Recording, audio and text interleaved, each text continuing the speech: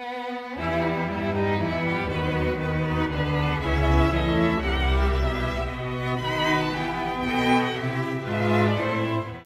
Romantics, my name is Paul Maley, and I am shooting this video from Windsor, Colorado.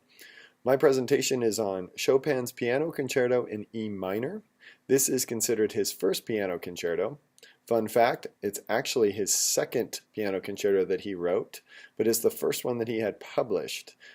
His Piano Concerto No. 2 in F minor was actually performed before this one and was a large success. But since he published his concerto in E minor first, they claim it's his first one. So everything I'm going to go over is in the handout. Handout is quite lengthy because I found a plethora of information. So I dive in a little deeper there, or if you missed something, you can look on that. Frederic Chopin was born on March 1st in 1810 in what is now known as Poland. The town is on the bio, and it's quite tricky to pronounce.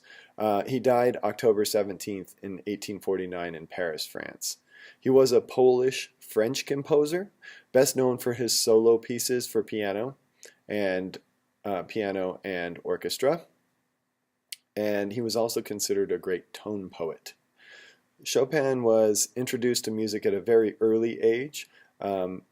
Most think it was his mother and his eldest sister who played piano, and that's where he got his first exposure to the instrument and music. He started taking piano lessons at age 6, and he soon found kind of his own original approach to playing the instrument. Chopin's professional life started fairly early. He played private parties at a young age. His first printed piece was actually at age 7. And his first public gig was a charity concert at age 8. So when he was 16, he attended the newly formed Warsaw Conservatory of Music, and he studied with Joseph Elsner, who he had already been studying theory with. So Elsner really pushed the traditional training on the instrument, but noticed that due to Chopin's individuality and imagination, he didn't want to limit that with the traditional training as well. So he kind of let him kind of go out there. So eventually Chopin needed more, and his very supportive parents found the money to send him to Vienna, and that's kind of when things really started to take off. So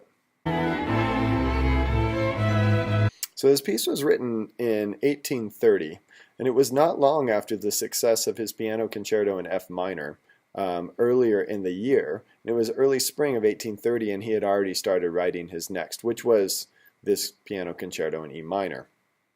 The first movement, the Allegro, was finished by Easter, and his second movement, the Larghetto, was done by the middle of May.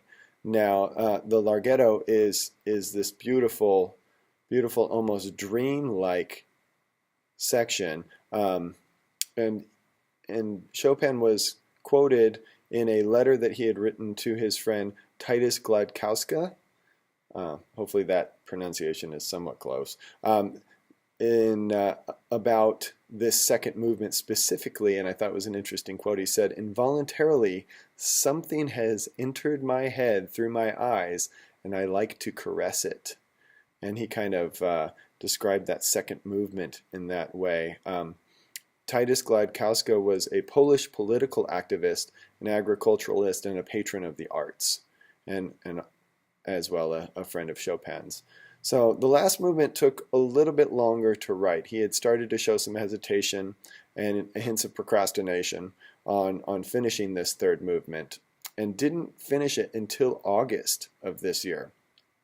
So after he did about 3 trial runs in private, first with a quartet and then with smaller orchestras, he finally felt comfortable debuting it, and he debuted it in October with a full orchestra, which was open to the public at the National Theater.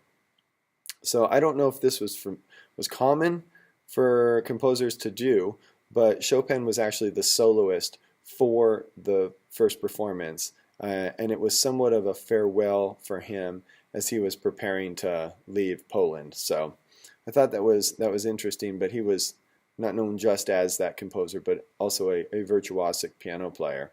Um, as I stated earlier, this concerto was named the first because it was published earlier, but the piano concerto in F minor is technically his first. But critics say both concertos really shared similar form and texture, along with this kind of poetical, youthful, romantic aura is how they put it in the Chopin Institute website, which has a lot of really interesting information. It's a three-movement concerto. Movement number one, entitled Allegro Maestoso. It is in sonata form and has three main themes in that movement. What's interesting is all three themes are presented in the orchestral introduction, and they all three kind of show this level of kind of spiritfulness and enthusiasm and youthfulness that Chopin was known for in his writing. And I think that's what really attracted listeners at this time. Not to mention, he was still very young when he wrote this. The first theme, the introduction theme, was started with an orchestral tutti. The primary theme, or the principal theme, is in E minor and presented after that. If you look in the Horton reading, the Chopin example that he shows, and I believe it's page 51, maybe 50, somewhere in there, the example is of the primary theme of movement 1. So it's measure 139. It's page 8 of the score if you want to look at it. And it's in E minor. And then the contrary theme, the secondary theme that comes after that, is takes an interesting turn and modulates from E minor to E major. So a total mood change at that point.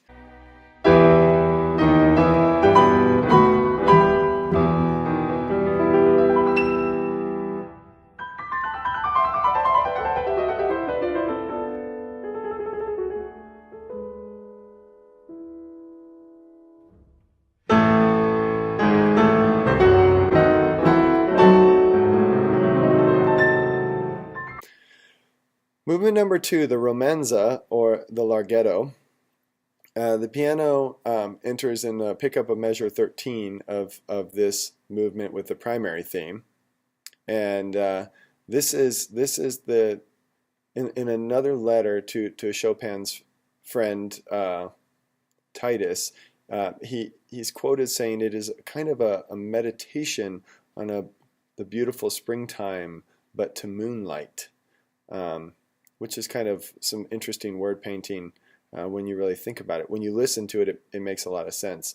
This movement carries a feel of real dreamy, rambling melodies that sound like they're telling this kind of long, beautiful story. So let's take a brief listen.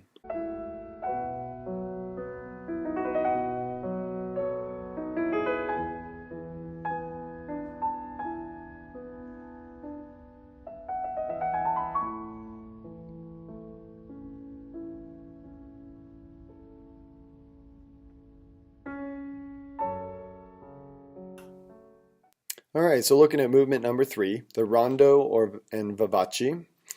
Starts with the orchestra by itself again, kind of setting up the mood of this rondo. It's a very dance-like movement, and this is definitely the most virtuosic piano playing when the piano does enter. So this is kind of, in our talk of kind of singing style, brilliant style, this is, to me, a very obvious brilliant style is what he's using here.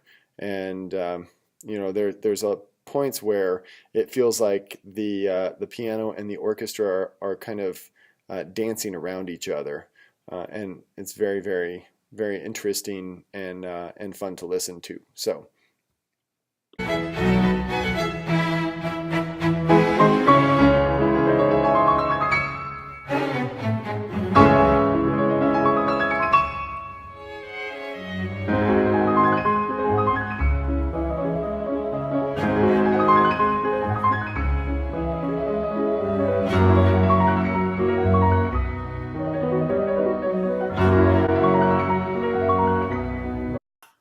So how does this piano concerto play into our discussions from last week and this week about topics and styles? And when you look at the main theme in the first movement, as pointed out in Horton's topic theory on page 649, Chopin starts with a bravura style, basically meaning that he is showing off the virtuosic aspects of the piano by what he says in here, and I quote, octave and wide chordal textures decorated with rapid figurations, which just sounds kind of cool. But it definitely gives you an idea of what the piano is doing at that time. So if you want to see that score example, like I said earlier, it's on page 8 of the score that I've attached, or it's in the Horton. So this then shifts to what Horton calls a cantabile posture in a contrary theme. I believe I pronounced that right. Maybe not. My interpretation of this is that it moves to more of a song-like and less virtuosic section of this movement. This kind of makes me wonder, are we getting to more of a singing style at this part of the movement? And did composers do that? Did they kind of go back and forth between that brilliant style and that song-like style? So this is displayed by the changing of moods by the modulation from when he modulates to E major from E minor. Horton then states that this theme references Chopin's nocturne and bel canto idioms, and Chopin's nocturnes are piano pieces, solo pieces that he had written before. So this part of the movement 1 kind of then heads to an authentic cadence, which then leads to some more fast 16th note passages, which kind of goes back to that brilliant style. So a couple of things to think about. Horton quotes an article entitled Piano Concertos, "The genius who will show us how the orchestra and piano may be combined, how the soloist may unfold the wealth of his instrument and his art, while the orchestra, no longer a mere spectator, may interweave its manifold facets into the scene." Thought this was very relevant with this piece specifically. Thanks so much for listening to the presentation. I have 2 questions for you this week. Number 1, please find and post an example of a modern day piece that shows both the singing and brilliant style throughout.